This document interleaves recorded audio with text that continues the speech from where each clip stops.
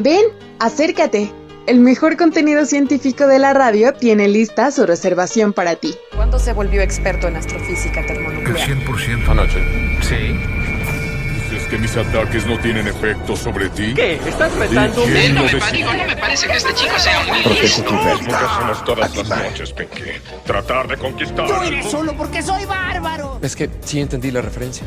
Sopa de Cerebros, el contenido científico más divertido al alcance de tu plato. Acompáñanos con ciencia.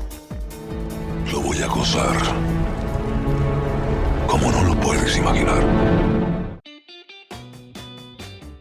Bienvenidos a este Sopa de Cerebros, ya lo extrañaban, ya los extrañábamos y sobre todo hay que decir que nosotros estamos aquí grabando desde unas vacaciones en la luna. Claro que sí, en la cabaña de Steve Rogers, por supuesto que sí. Y obviamente también vimos toda esa lluvia estelar de Moon Knight. ¿Quién no, Miguel?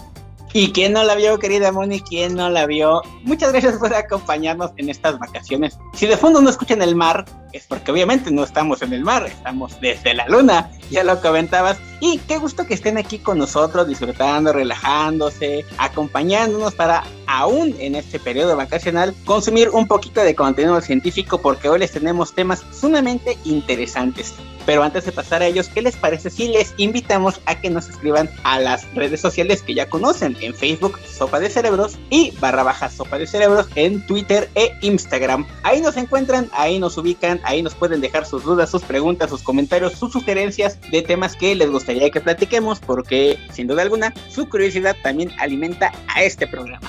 Y ahí podrán encontrar pues también todos los programas, podrán comentarnos como bien dices, Miguel, pero lo más importante, y esto es una actualización, es que nos comprimimos pero con mucha más información que se viene, claro que sí.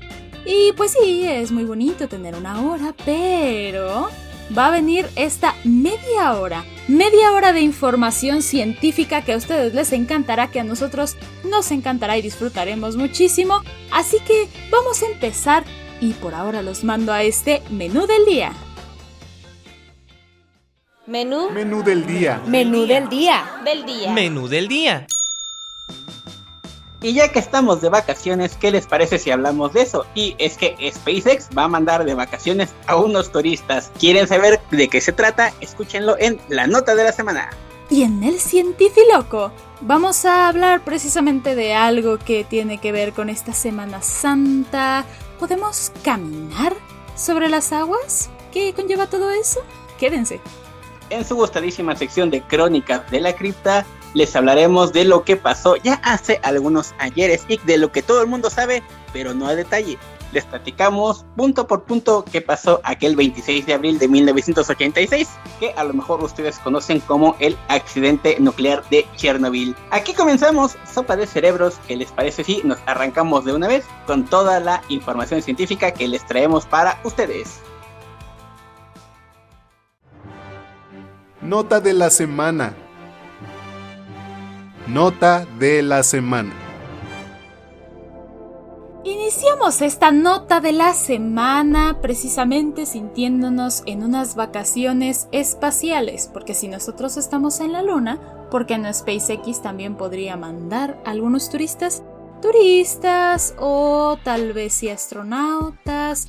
¿Cuál es el límite? Vámonos preguntando qué es lo que hace a un astronauta, el entrenamiento, el tiempo que están invirtiendo en esa educación, el simple hecho de viajar al espacio.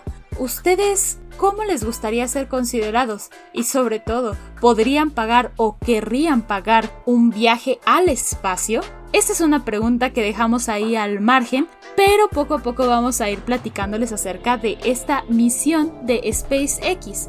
Y ya tenía tiempo que no hablábamos de esta nave, entonces es importante rescatar poco a poco cuál es la misión que se ha tenido y qué es lo que ahora está sucediendo. La Estación Espacial Internacional llevó a estos 4 turistas, a estas 4 personas, y este proyecto fue organizado por la Startup Axiom Space, con sede en Houston, Texas, que busca reservar viajes en cohetes, brindar toda la capacitación necesaria y coordinar vuelos a la EEI o Estación Espacial Internacional para cualquiera que pueda pagarlo. Todo está en línea con el objetivo del gobierno de Estados Unidos y el sector privado de impulsar la actividad comercial en esta estación y en el más allá. Es algo que ya desde hace algunos programas nos planteábamos, Miguel, porque pensábamos, ¿no? O sea, ¿quién no le gustaría pues una experiencia de viaje diferente? Y sí es caro y sí es algo que vemos tal vez lejano, pero ¿qué tan lejano? Porque ahora ya esta tripulación, conformada por Michelle López Alegría, Mark Patty, Ethan Steve y Ohio Larry Connor, están en la SpaceX Crew Dragon y pues ahora tal vez ya no es tan lejano o sigue siendo. Cuéntanos más, Miguel. Pues como comentas, querida Moni, querida audiencia, vamos a empezar con un poco de antecedentes porque si bien esta es una nota impresionante, cabe destacar que el viaje espacial en su modalidad de turismo, pues es algo que ya tiene bastante tiempo, aunque tal vez muy fuera del radar y por algo que les contaremos pues un poquito más adelante. Ya este mismo año, pues dos importantes magnates hicieron sus propios viajes espaciales, aunque no llegaron a la Estación Espacial Internacional, sino más bien solamente a puntos muy altos de la atmósfera. De ahí que esta nota sea más relevante que incluso aquellos viajes previos, ya que estos 4 turistas sí lograron llegar a la Estación Espacial Internacional y estarán regresando, bueno, ya en unos minutos. De hecho, este 18 de abril se contempla su regreso, así que muy posiblemente esté ocurriendo mientras nosotros les grabamos este simpático programa. Pero bueno, retomando un poco con lo que les decía hace rato, la historia de los viajes espaciales con formato de turismo es algo que sorprendentemente tiene más de 20 años. Inició con la misión Roscosmos, esta agencia espacial rusa, que en el año 2001 inició este concepto y del 2001 al 2009 realizó otros 7 viajes de forma turística, más que de forma de exploración espacial. En 2009 se canceló el proyecto por diversas razones que pasaron principalmente por lo económico, más que por fallas técnicas o cosas por el estilo. Quizá lo económico y lo poco práctico de hacer estos viajes espaciales turísticos fue lo que frenó el proyecto. Tuvo mucha implicación de renacer por ahí del año 2015, pero realmente no se concretó nada. Y tras lo ocurrido entre Rusia y Ucrania y este rompimiento que existió entre la NASA y Rusia, el Roscosmos principalmente, pues Crew Dragon, esta nave encabezada por SpaceX e Elon Musk, determinaron retomar estas prácticas y finalmente se concretó con este viaje espacial. La Crew Dragon, cabe destacar, no fue una nave diseñada originalmente para llevar turistas a la Luna, no. Esta nave más bien fue utilizada para los primeros viajes de los que les platicábamos ya hace algunos años en este mismo programa y poder llegar a la luna de Titán, ahí en el sistema solar, en Saturno. Pero bueno, con el paso del tiempo se le han encontrado muchas otras implicaciones y hoy por hoy, además de hacer viajes espaciales largos, buscar y recolectar muestras de vida en otros satélites de otros planetas, también se da el tiempo de poder llevar astronautas turísticos al espacio. Querida Moni. Pues sí, es algo que justamente ya lo estábamos hablando hace bastantes programas y es algo que pues nos preguntamos, pero ahí la duda un poquito es como lo que te decía en un inicio, Miguel, porque ¿cuántas personas podrían ser llamadas astronautas? ¿Qué es lo que define? Porque esta es una pregunta que pues ya se ha planteado precisamente desde aquellos viajes en los cuales estás mencionando, porque tradicionalmente el gobierno de Estados Unidos concedía las alas de astronauta a cualquier persona que viajase a más de 80 kilómetros por encima de la superficie de la Tierra, pero las alas de astronauta comercial, una designación que es relativamente nueva, otorgada por la Administración Federal de Aviación, no se concede tan fácilmente. El año pasado, la FAA decidió poner fin al programa de alas de astronauta el 1 de enero del 2022. O sea, es algo que apenas recientemente ya no es posible. Pero sí planean enumerar los nombres de todos los que vuelan encima del umbral de 80 kilómetros en un sitio web. Es un poco como que el reconocimiento, pero ya no a cualquiera se le otorga. Entonces, ¿es justo seguir llamando astronautas a las personas que pagan por ir al espacio? Porque es que es algo muy curioso. Y ellos, de hecho, no se sienten cómodos con ser llamados turistas. a pesar de que de hecho nuestra nota precisamente va de esto, ¿no? O sea, un turismo espacial, un turismo distinto, pero entonces ellos no se consideran tan así. Y luego está también este otro dilema, porque lo que preocuparía, que bueno, por un lado es el costo, porque hay una mención, es que costó $55 millones para un viaje de 10 días. Ojito con eso, pero como nota al margen. Pero bueno, ya quitando ese paréntesis del costo, me detengo un poco más en algo que también mencionabas, y es este conflicto. Porque, ¿qué tan seguro es que en medio de un conflicto con Rusia, pues existan este tipo de viajes? Es una duda que se pone ahí dentro de la nota, pero que hasta ahorita no ha presentado como un conflicto real. Es decir, como bien dices, pues a pesar de este conflicto, pues sucedió el viaje. Pero entonces, a este tipo de avances, ¿qué es lo que va a suceder en un futuro, digamos, con este tipo de misiones? ¿Qué es lo que esperamos o cómo es que tú lo ves desde esta perspectiva al checar todos estos datos de la misión, de lo que han estado sucediendo precisamente con este tipo de misiones, Miguel? Pues como ya lo comentas, querida Moni, lo importante de esto es, hoy por hoy sigue siendo una incertidumbre tomando en cuenta el conflicto que se está desarrollando en estos momentos en Europa del Este entre Rusia, Ucrania, la OTAN, y un poco lo que se esperaría es que no haya una escalada en las intenciones de uno u otro bando y que evidentemente esto se resuelva lo antes posible. Hoy por hoy no pareciera significar una amenaza el conflicto bélico, y el conflicto bélico a su vez que generó las rupturas entre distintas organizaciones, no necesariamente solo las agencias espaciales, NASA y Roscosmos, pero sí hubo otros rompimientos que han frenado un poco la cooperatividad entre ambas naciones, entre ambas potencias mundiales. Solamente nos queda esperar que haya una desescalada en las intenciones y que la paz regrese y se retomen estos asuntos de cooperación para que esta y ninguna otra misión colaborativa o individual en el futuro corra algún peligro de ser saboteada o incluso directamente atacada por uno u otro bando. Mientras se va planeando eso, se va modificando la legislación de quiénes sí y quiénes no son astronautas, y los hipotéticos turistas dejan de ver Acapulco y se ponen a ver Estación Espacial Internacional en la azotea, pues no nos queda más que esperar que alguien nos done $55 millones para que nosotros, querida Moni, podamos ser los siguientes en recorrer este viaje en la Crew Dragon y, ¿por qué no?, transmitirles desde la Estación Espacial Internacional. Donen, muchachos, vayan y donen y hagan posible este sueño para nosotros. Exactamente, Miguel, nosotros necesitamos ya tener un fondo de donaciones para que pues ustedes, como fans de Sopa de Cerebros, digan, es que necesitamos que Sopa de Cerebros se transmita desde la SpaceX o cualquier otra nave que pues nos puedan proporcionar. No nos quejamos, la verdad, digo. Es algo que pues es un sueño, ¿verdad? Un sueño de sus humildes locutores, pero bueno, ¿ustedes qué harían si les dieran la oportunidad de tomar un viaje así? ¿Qué es lo que aspirarían? ¿Probarían alguna cuestión? No sé, ¿ustedes qué piensan de este tipo de viajes? Es muy interesante para nosotros el leer sus opiniones. Entonces, bueno, ahí terminamos la nota, un poco con ese pensamiento, y por ahora nos vamos a escuchar un datito curioso para seguir con este grandioso programa de Sopa de Cerebros. ¿Sabías que la Tierra no es esférica? A pesar de que todas las imágenes satelitales dan esa impresión, lo cierto es que nuestro planeta no es una esfera perfecta. Esto se debe a que la fuerza centrífuga provocada por la rotación hace que la circunferencia terrestre sea más larga en el ecuador, alcanzando un diámetro de 40.030 kilómetros, mientras que el diámetro de los polos apenas alcanza 40.008 kilómetros.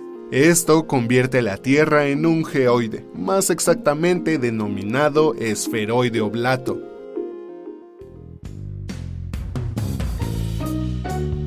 El cientifiloco.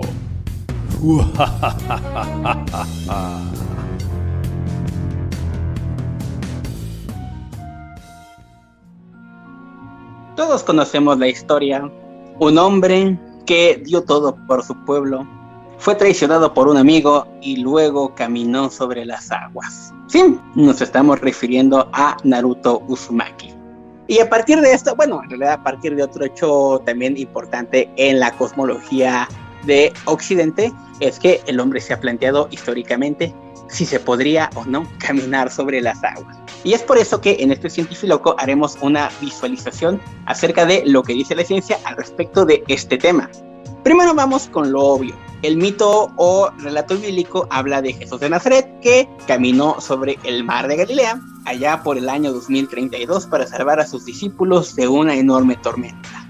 Y a lo mejor los religiosos dicen, claro, milagro, mientras que los agnósticos y ateos dicen, claro, mentira. Y si ustedes son de uno u otro bando, podrían creer una u otra cosa. Sin embargo, la ciencia ha encontrado un punto medio entre estas historias. Para empezar, el mar de Galilea, que técnicamente es un lago, no un mar, es un lago salado, y que cada cierto tiempo, digamos una vez cada 25 años, cuando los inviernos son un poco más crudos, genera algo llamado hielo de primavera.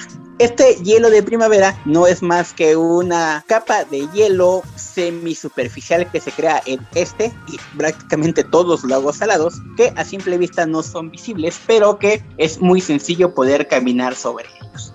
La ciencia, en un giro de tuercas impresionante, encontró que muy posiblemente el relato bíblico donde Jesús camina sobre las aguas realmente puede ser explicado por este fenómeno, al que ustedes, si calculan adecuadamente sus vacaciones, podrían visualizar directamente y de primera vista que van a algún lago salado congelado que presente este fenómeno. Pero bueno, no venimos a platicarles acerca del mito bíblico, que tiene una explicación pues un poco simple si me lo preguntan a mí, sino de qué estamos haciendo nosotros, qué está haciendo la ciencia para poder caminar sobre las aguas. ¿Es posible? ¿No es posible? Y si lo es, ¿cómo podríamos hacerlo?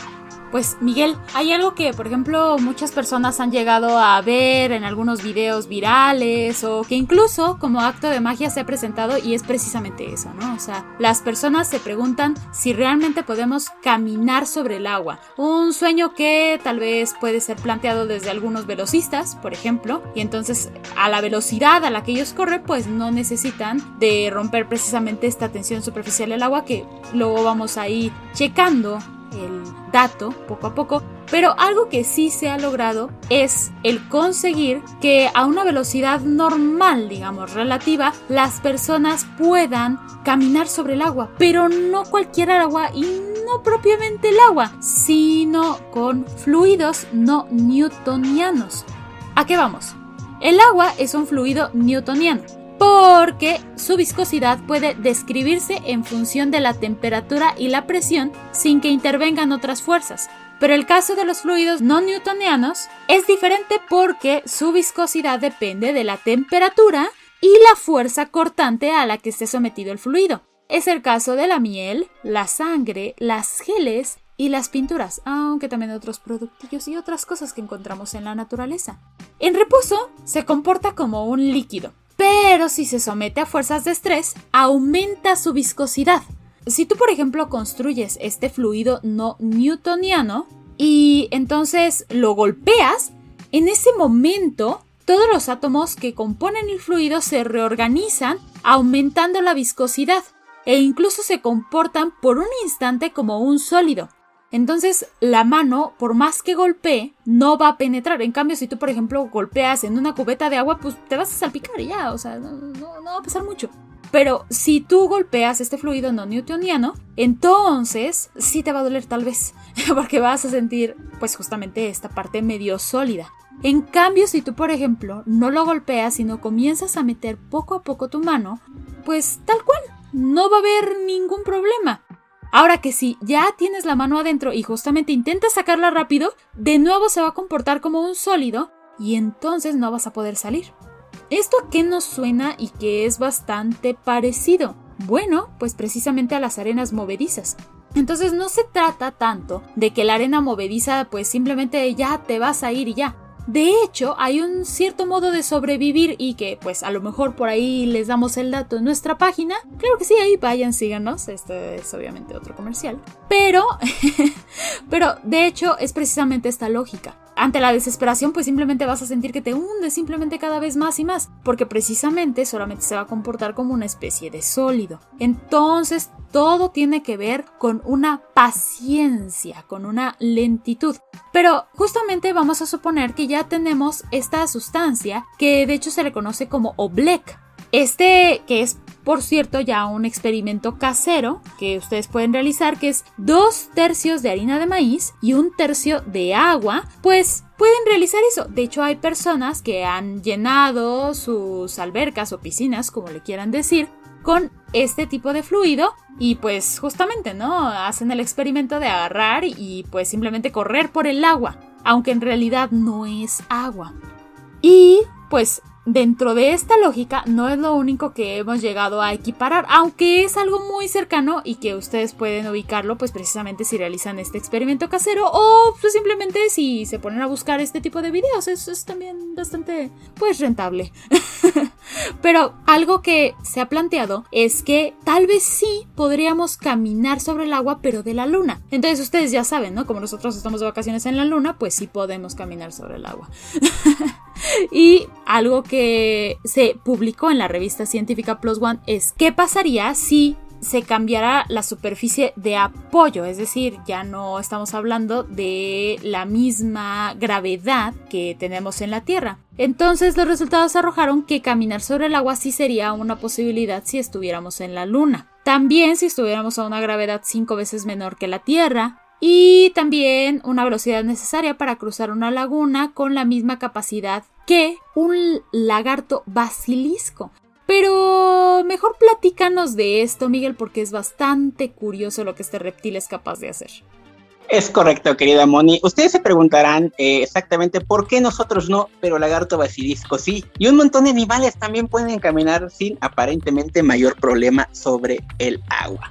Pues empecemos con el lagarto basilisco, ya lo comentabas un poco hace rato, tiene que ver con la fuerza y velocidad con la que sus patas golpean la superficie del agua. Eso permite que el agua actúe como un sólido y a la velocidad en la que se mueve, sumado al peso del lagarto y la propia masa del mismo, no es suficiente para romper la tensión superficial del agua. Esta frase la hemos repetido muchas veces, tensión superficial, pero ¿qué es realmente? Fíjense que el agua, al ser un fluido newtoniano, tiene una fuerza de 10 newtons. Esto significa que requiere esa cantidad de energía para mantenerse unida e impedir que las moléculas se separen. Esto lo pueden notar conforme lo van elevando en su temperatura. Si ustedes calientan el agua, la fuerza de los newtons se va perdiendo y el agua se empieza a separar en sus distintos componentes. Si no se acuerdan, hidrógeno y oxígeno. Pero una temperatura estándar, una temperatura ambiente, se requieren 10 newtons para mantenerla. La tensión superficial del agua se calcula en 0.02 newtons, es decir, cualquier cosa menor a esa fuerza es suficientemente resistente como para poder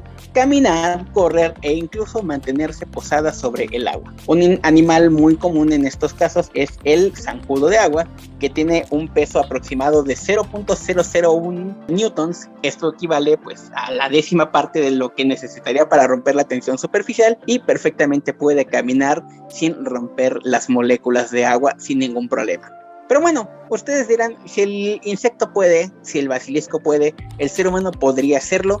Lo cierto es que sí, matemáticamente podría hacerlo de la misma forma en que lo hace el lagarto basilisco. Pero para poder lograr esta caminata sobre el agua requeriría correr a unos 108 kilómetros por hora, cosa que hasta el día de hoy pues parece bastante, pues ya no digamos improbable, sino directamente imposible, ya que el récord de velocidad constante que tiene un ser humano le pertenece al jamaicano Usain Bolt y apenas alcanza unos 45 kilómetros por hora. No es ni la mitad de lo que se necesita como mínimo para poder hacerlo.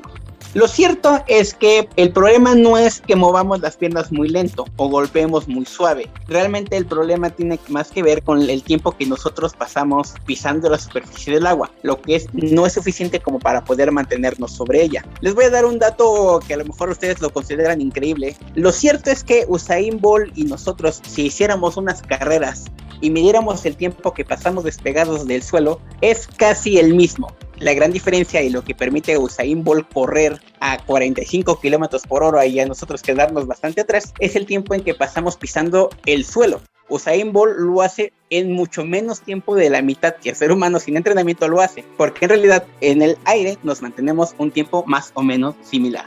Los músculos del ser humano no están configurados como para generar un impacto masivo o para mantenerse el menor tiempo sobre una superficie, y es lo que hace que rompamos la tensión superficial del agua y pues cada paso que demos simplemente nos hunda hacia abajo.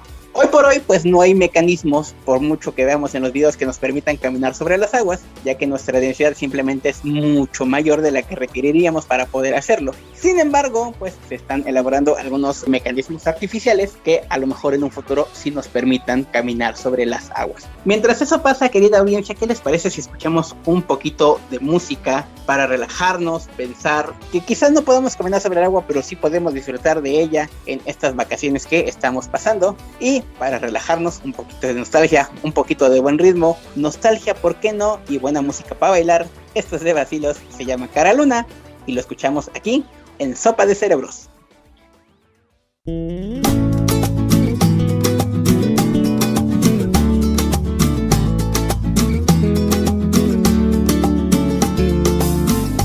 dice que no duelen las huellas en la arena? Tu huella el mar se la llevó, pero la luna sigue ahí. Pero esa luna es mi condena. Despacio en la mañana, gritos por la noche,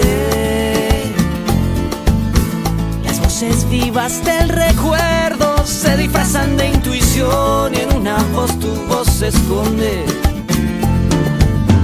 Y en una voz tu voz se esconde. Yo sé que tal vez tú nunca escuches mi canción, yo sé.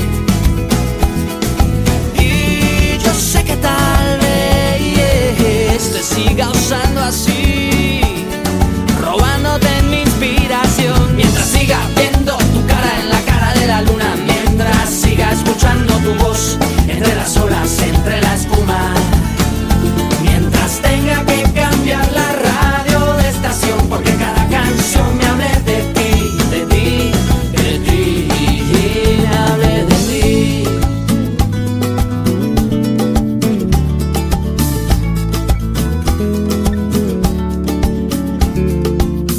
La vida se me esconde detrás de una promesa sin cumplir. De donde nace alguna inspiración, de donde nace otra canción, y ya no sé bien quién se esconde. Yo ya no sé lo que se esconde. Y yo sé que tal vez tú nunca escuches mi canción, yo sé. Y yo sé que tal vez te siga usando a ti, robándote en mi inspiración. Mientras siga viendo tu cara en la cara de la luna, mientras siga escuchando tu voz entre las olas, entre la espuma, mientras tenga que cambiar la radio de estación, porque cada canción me hable de ti, de ti, de ti.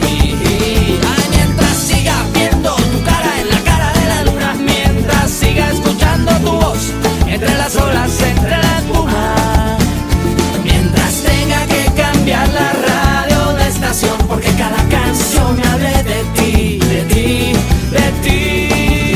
Yo seguiré buscando o seguiré escapando, tal vez de ti, tal vez de mí. Yo seguiré buscándole una explicación a esta canción. Mientras siga viendo tu cara en la cara de la luna, mientras siga escuchando tu voz entre las olas, entre la espuma, mientras tenga que cambiar la radio de estación, porque cada canción me hable de ti, de ti, de ti. Ay, mientras siga viendo tu cara en la cara de la luna, mientras siga escuchando tu voz entre las olas, entre la espuma, mientras tenga que cambiar la radio de estación, porque cada canción me hable de ti, de ti, de ti. Me hable de ti, me hable de ti, de ti.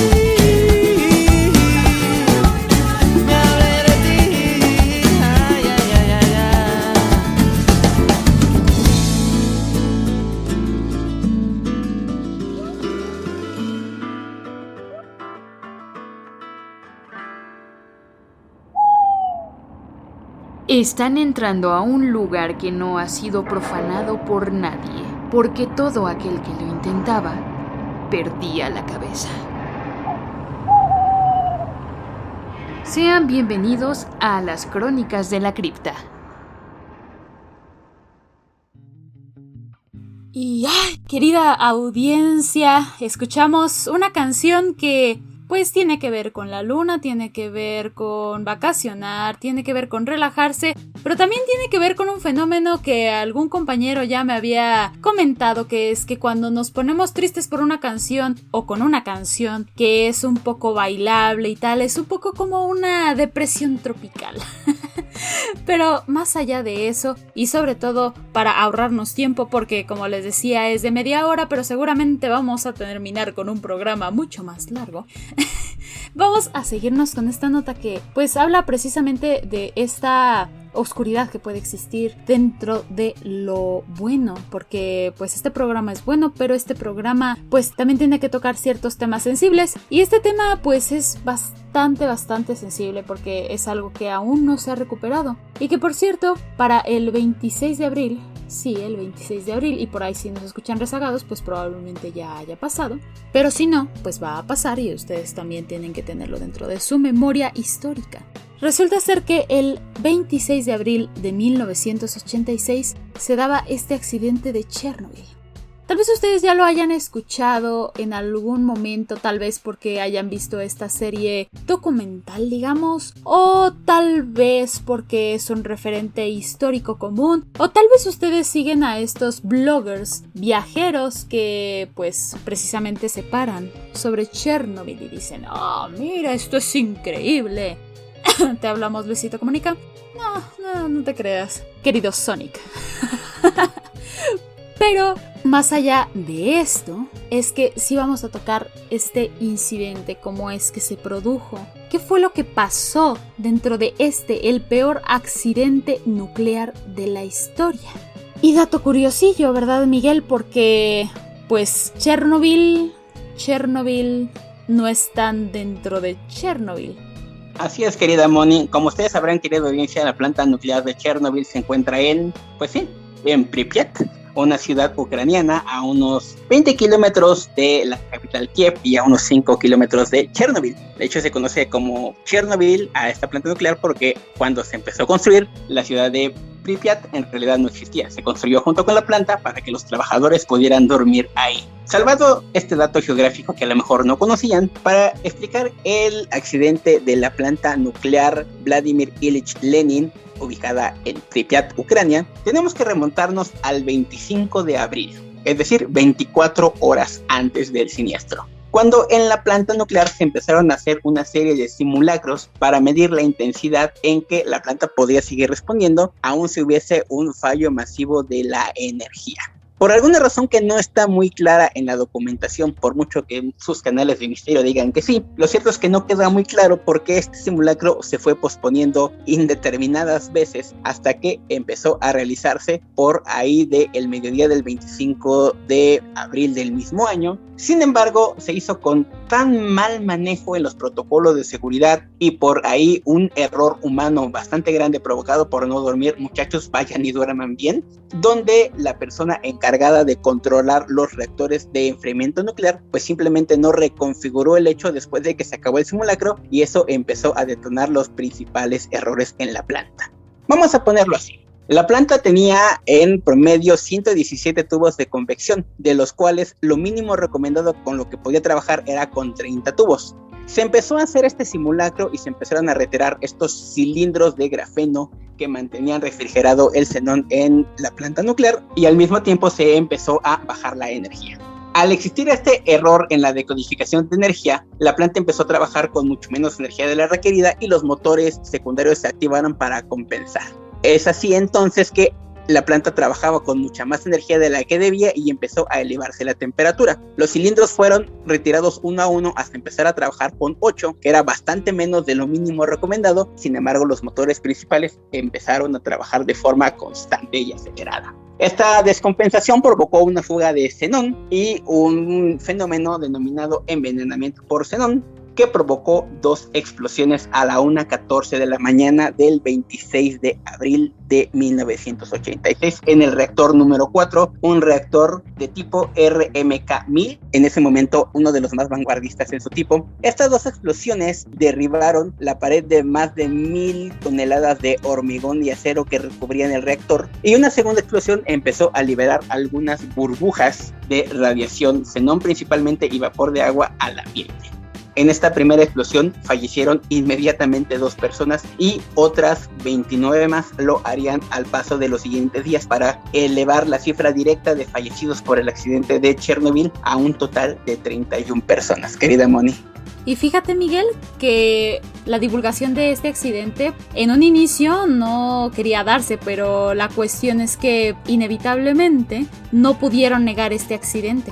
Es decir, este colapso pues ya había propagado la radiación hasta Suecia, en donde las autoridades de otra central nuclear empezaron a preguntarse pues qué estaba ocurriendo en la URSS. Entonces, tras negar el accidente en un primer momento, los soviéticos acabaron anunciándolo el 28 de abril. El 28. Estamos hablando de que esto sucedió el 26. Y pues vaya, realmente ese tipo de protocolos pues le costaron la vida a muchas personas. Pues provocó la muerte de muchas personas en una cuestión pues prácticamente inmediata. Pero no solo eso, ¿no? Porque en las siguientes 2 semanas, 31 personas. Después también había 134 personas de la estación de bomberos que fueron hospitalizadas con síndrome de irradiación aguda por la absorción de altas dosis de radiación ionizante. De esas 134, 28 murieron en los días o meses posteriores y aproximadamente 14 muertes sospechosas de cáncer inducido por radiación siguieron de los siguientes 10 años. Hablamos de que aproximadamente unas 4.000 personas fueron expuestas a estos altos niveles de radiación y que pudieron sucumbir a cánceres vinculados. 5.000 personas expuestas a niveles inferiores de radiación que podían también correr con la misma suerte. Y en sí, no solamente nos referíamos a una cuestión de un accidente de momento, sino que poco a poco ya también esa radiación se convirtió en una zona de peligro. Algo que estamos hablando que hasta hoy pues no existen realmente trabajos concluyentes sobre la incidencia real que tuvo, porque la mortalidad de ese accidente pues no tuvo precedentes en la historia. Después pues vino esta fractura económica y política que aceleró el fin de la URSS e impulsó un movimiento antinuclear internacional, porque se estima que el desastre costó aproximadamente 210.000 millones de euros en daños. Y se dice que la actual Bielorrusia perdió casi una quinta parte de su terreno agrícola porque el accidente contaminó el 23% de su territorio. Entonces hablamos de un daño no solamente humano, sino también pues al mismo planeta, ¿no? Porque la misma radiación había afectado también esa parte agrícola, como mencionaba. Y no solamente eso, ¿no? Sino que ya después se tuvo que construir un sarcófago. Para este 15 de diciembre del 2000, pues se había construido ese sarcófago para cubrir el reactor y aislar el interior, que eventualmente se vio degradado con el paso del tiempo por diversos fenómenos naturales y por este ambiente de alta radiación corría el riesgo de degradarse seriamente al punto de seguir esparciendo, ¿no? Todo esto. En 2004 se inició la construcción de un nuevo sarcófago para el reactor, pero en noviembre de 2016, 30 años después de la tragedia, se inauguró este nuevo sarcófago al que se denominó Nuevo Sarcófago Seguro, NSC por sus siglas en inglés. Esta estructura móvil, que es la mayor construida hasta la fecha en el mundo, en forma de arco de 110 metros de largo, 150 de ancho, 256 de largo y más de 30.000 toneladas de peso, que se construyó a 180 metros del reactor y luego se ubicó sobre él, desplazándolo por un sofisticado sistema de rieles. Estas características que le dieron tendrían aproximadamente una duración de más de 100 años. Algo que suena bastante, pero que al plazo pues veremos cómo es que se desarrolla. Bueno, tal vez no veremos, pero por lo menos imaginaremos. Y actualmente nos queda este antecedente de cómo es que todas estas personas terminaron afectadas por estos grandes niveles de radiación, por todos los estudios científicos incluso que surgieron a partir de ello, de la radiación y lo que tendría de efectos en diversos seres vivos, cómo es que afectaba también a las diversas generaciones genéticas, porque al final no solamente afectó a las personas que vivieron en ese entonces, sino también a las generaciones que le sucedieron. Y pues ahora pues es una cuestión turística, es una cuestión que incluso podría dar más de qué hablar, Miguel, y que tal vez podríamos rescatarlo en otro programa para que pues le demos seguimiento a todo este incidente. Sin duda, querida Moni, querida audiencia, un caso pues que le queda mucho por explorar. Un caso tan opaco, tan opaco y sin embargo tan grande que dentro de toda la opacidad no le quedó más a la Unión Soviética que reconocer la magnitud del desastre, que la cifra de fallecidos es increíblemente variable, va desde 4.000 hasta más de 90.000 personas según la fuente, aunque la mayoría de las fuentes más bien se inclinan por pensar que hubo entre 50 y 60.000 fallecidos de forma directa e indirecta por este gran accidente nuclear. Un accidente nuclear que la gran mayoría de la cantidad radioactiva, como bien comentaba, fue a quedar a Bielorrusia, un 60% se habla alrededor, cayó sobre el lado bielorruso, y que además fue muy curioso el fenómeno de cómo se fue esparciendo, porque a diferencia de lo que muchos creen, el accidente de Chernobyl no arrojó radiación de forma expansiva como una onda, sino que fue arrojando pequeñas burbujas más bien similares, dirían los científicos, a pétalos de rosas, que incluso algunas de ellas se cree aún se encuentran sobrevolando la atmósfera en espera de ser lo suficientemente livianas para descender a algún punto del planeta. Solamente nos quedará ver, y este error humano de radiación pues se espera que se acabe en unos 30 o 40 mil años debido al material xenón y el tiempo en que tarda en degradarse. Una historia muy interesante que no podemos perder del radar, el único accidente junto con el de Fukushima en ser catalogados en el nivel 7, es decir, el máximo nivel de riesgo de un accidente nuclear, y que nos pone a pensar seriamente acerca de qué tan peligrosa puede ser la radiación, sobre todo si se ocupa de forma terriblemente mal, como hubo en este caso, donde se calculan más de 200 errores y violaciones al protocolo de seguridad. Haz de cuenta que era la planta de Springfield manejada por el señor Burns y por Homero Simpson. A ese grado fue el incidente de Chernobyl, que este próximo 26 de abril cumplirá 36 años, y es un duro recuerdo de lo que nos deja un mal manejo en la infraestructura atómico-nuclear y las consecuencias que podemos sufrir, sobre todo si no actuamos con prontitud.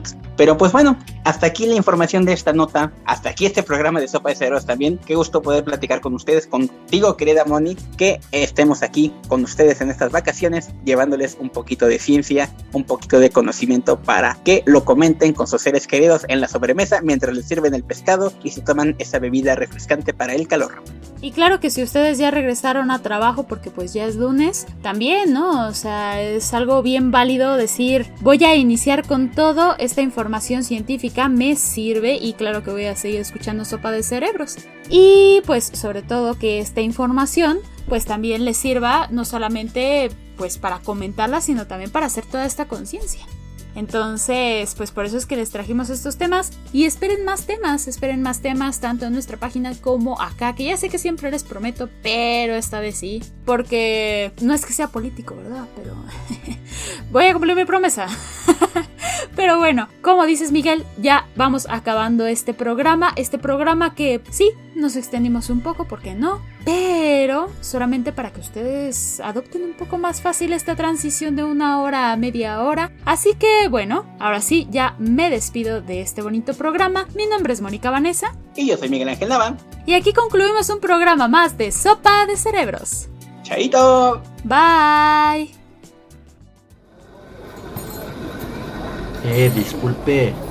Disculpe. ¿Me puede dar una sopa, jefa? Lamento informarle que por hoy la sopa ya se nos terminó, pero le invito a que venga la próxima semana por otro delicioso plato de nuestra Sopa de Cerebros. La decepción. En ese momento, la traición. Él sintió el verdadero terror. Muéstraselo al editor, viejo. La próxima vez verifique su fuente. Bien pensado, güey. Zombies, a abstenerse.